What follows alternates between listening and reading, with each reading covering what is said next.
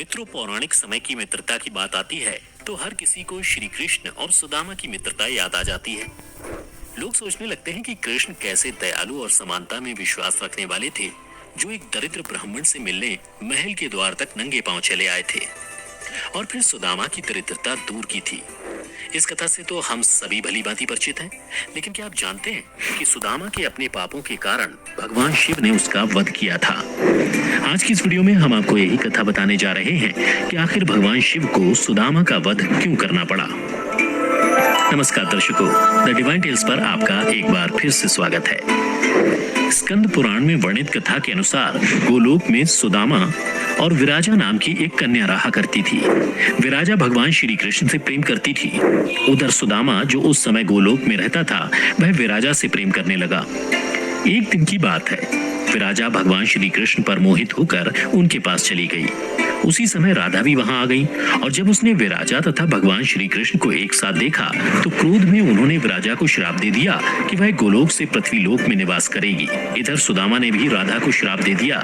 तब राधा ने भी सुदामा को राक्षस योनि में पृथ्वीलोक पर जन्म लेने का श्राप दे दिया। उसके बाद सभी अपने निवास को लौट गए। कुछ वर्ष बाद जब श्राप फलित होने का समय आया तो सुदामा ने दानवराज दंभ के घर पुत्र के रूप में जन्म लिया, जिसका नाम शंखचूर्ण रखा गया।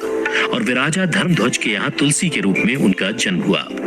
जब शंखचूर्ण बड़ा हुआ तब वह जैगीवव्य मुनि के उपदेश से पुष्कर में जाकर ब्रह्मा जी को प्रसन्न करने के लिए भक्ति पूर्वक तपस्या करने लगा।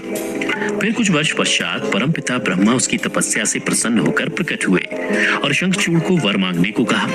ब्रह्मा जी को अपने सामने देखकर उसने अत्यंत नम्रता से उन्हें अभिवादन किया और फिर ब्रह्मा से वर मांगते हुए कहा, भगवान, मुझे ऐसा वर दीजिए जिससे मैं देवताओं के लिए अजय हो जाऊं। तब ब्रह्मा जी प्रसन्न होकर बोले, तथास्तु, ऐसा ही होगा। फिर उन्होंने शंखचूर्ण को एक दिव्य श्री कृष्ण कवच प्रदान किया, जो सर्वत्र विजय प्रदान करने वाला था। तदनंतर ब्रह्मा जी ने उसे आज्ञा दी कि तुम बद्रीवन को जाओ। उधर धर्मध्वज की कन्या तुलसी सकाम भाव से तपस्या कर रही है, तुम उसके साथ विवाह कर लो। इतना कहकर ब्रह्मा जी अंतर्धान हो गए। फिर शंखचूर्ण ने वही मंगल स्वरूप कवच को गले में बांध लिया और ब्रह्मा की आज्ञा अनुसार वह तत्काल ही बद्रिकाश्रम को चल पड़े। कुछ देर चलने के पश्चात शंखचूर्ण सहसा उस स्थान पर जा पहुंचा जहां धर्मध्वज की पुत्री तुलसी तप कर रही थी। सुंदरी तुलसी का रूप अत्यंत कमनीय और मनोहर था। वह उत्तम शील से संपन्न थी।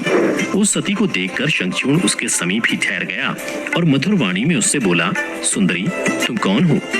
किसकी पुत्री हो? तुम यहाँ चुपचाप बैठकर क्या कर रही हो? यह सारा रहस्य मुझे बताओ। शंखचूर्ण के ये मधुर वचन सुनकर तुलसी ने कहा, मैं धर्मध्वज की तपस्विनी कन्या हूँ और यहाँ तपोवन में तप कर रही हूँ।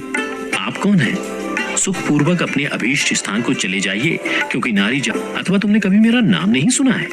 अरे देवताओं में भगदड़ डालने वाला शंखचूर्ण मैं ही हूँ। पूर्व काल में श्री हरि का पार्षद था। मेरा नाम सुदामा गोप था।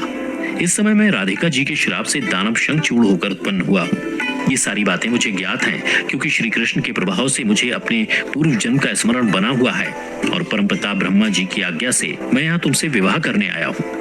जब दानवराज ने आदर पूर्वक तुलसी से ऐसा सत्य वचन कहा तब वह परम प्रसन्न हुई और मुस्कुराकर कहने लगी, भद्र पुरुष, आज आपने सात्विक विचार से मुझे पराजित कर दिया है। फिर तुलसी उसे वेदोरक्त उपदेश देने लगी। उसी समय वहां ब्रह्मा जी प्रकट हुए और कहने लगे, शंखचूर्ण, तुम इसके साथ क्या व्यर्थ में वाद विवाद कर रहे हो? तुम गंधर्व विवाह की विधि से इसका पाणी ग्रहण करो, क्योंकि निश्चय ही तुम पुरुष रत्न हो और तुलसी सदी साध्वी नारियों में रत्न स्वरूपा है।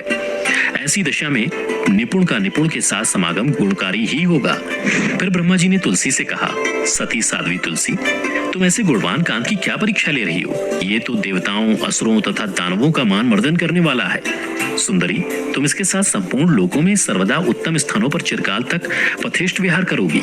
इतना ही नहीं, शरीरांत होने पर यह पुनः गोलोक में ही श्री कृष्ण को प्राप्त होगा और इसकी मृत्यु हो जाने पर तुम भी वैकुंठ में चतुर्भुज भगवान को प्राप्त करोगी। इतना कहकर ब्रह्मा अपने धाम को चले गए। तब दानव शंखचूर्ण ने गंधर्व विवाह की विधि से तुलसी का पाणी ग्रहण किया तत्पश्चात तुलसी के साथ विवाह करके वह अपने पिता के स्थान को चला गया और मनोरम भाव में उस रमणी के साथ विहार करने लगा। फिर कुछ समय पश्चात देवगुरु शुक्राचार्य की आज्ञा से शंखचूड़ को दानवों का राजा बना दिया गया, जिसके बाद शंखचूड़ ने देवताओं पर आक्रमण कर दिया।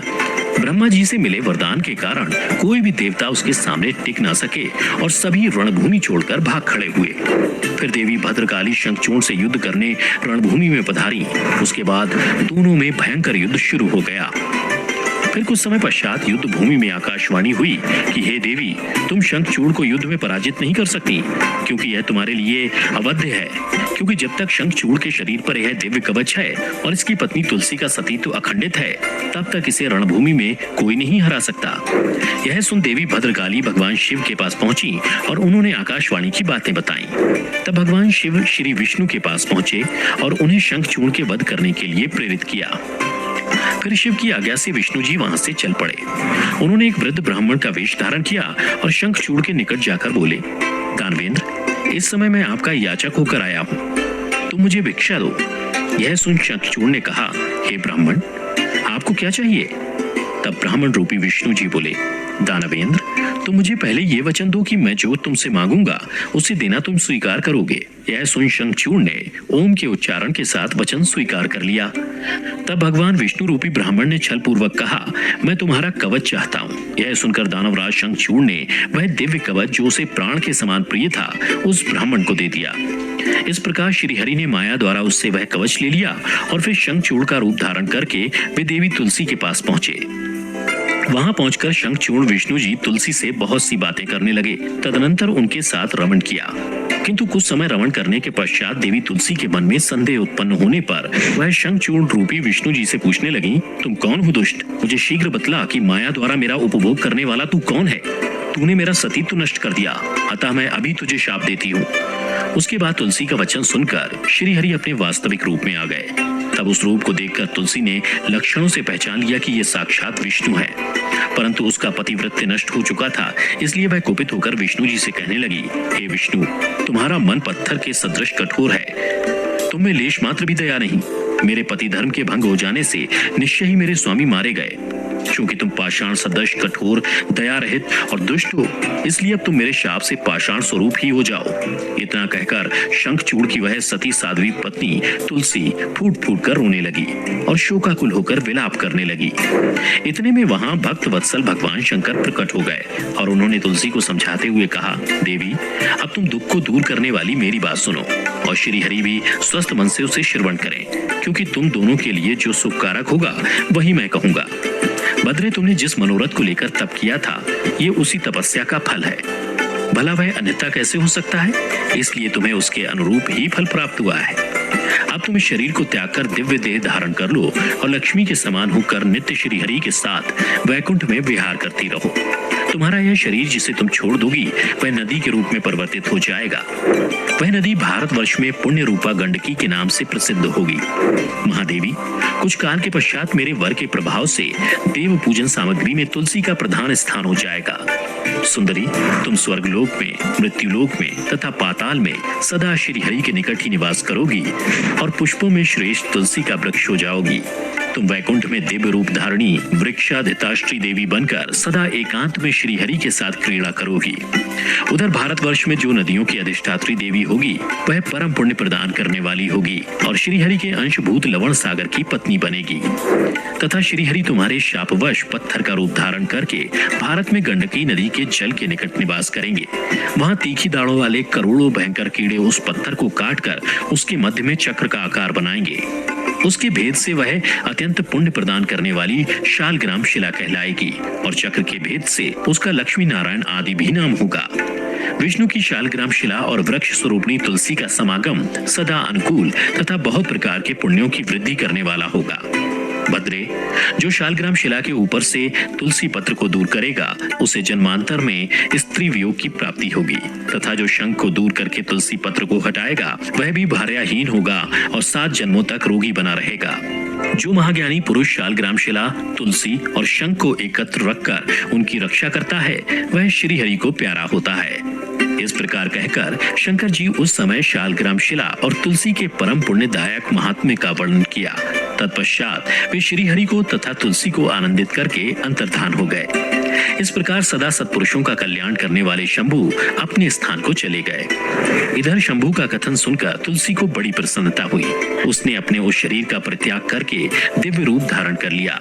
तब कमलापति विष्णु उसे साथ लेकर वैकुंठ को चले गए। उसके छोड़े हुए शरीर से गंडकी नदी प्रकट हुई और भगवान अच्युत भी उसके तट पर मनुष्यों को पुण्य प्रदान करने वाली शिला के रूप में परिणत हो गए।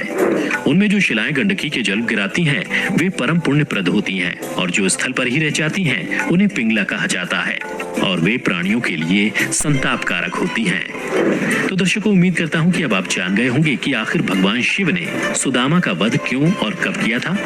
अगर आपको हमारी ये कथा पसंद आई हो तो इस वीडियो को ज्यादा से ज्यादा लाइक और शेयर करें, और साथ ही ऐसी धार्मिक कथाओं को जानने के लिए अभी हमारे चैनल को सब्सक्राइब कर लें। और